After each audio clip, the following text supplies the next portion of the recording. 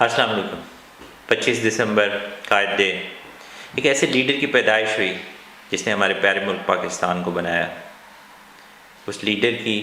اس ملک سے، ہم سے کچھ توقعات تھیں، کیا ہم ان توقعات پہ پورا اتر سکے؟ میری ایک نظم آپ لوگوں کے سامنے پیش کرتا ہوں کہ اے قائد ہم شرمندہ ہیں، اے قائد ہم شرمندہ ہیں، یہ تیرے خواب کی تعبیر نہیں، عامر کی ریاست ہے یہاں عوام کی کوئی توقیر نہیں۔ اے قائد ہم شرمندہ ہیں، آزاد نہیں پر زندہ ہیں، حق مانگیں تو باغی ٹھہریں، سچ بولیں تو غدار،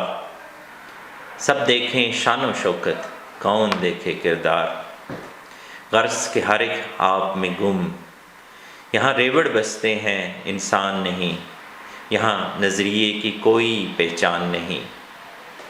عادل بھی ہے مظلوم یہاں، حاکم بھی ہے محکوم یہاں، جو اپنے وطن کی سوچے ملتی نہیں وہ قوم یہاں،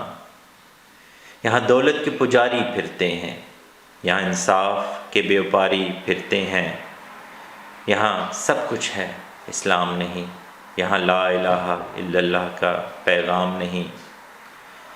یہاں ملا فرقے بانٹے، یہاں علاقے ملک سے آگے، جمہور نہیں جرنیل کا راج چلتا ہے، موڈ سے اس کے قانون بدلتا ہے، قاضی اس کے حکم کے تابع،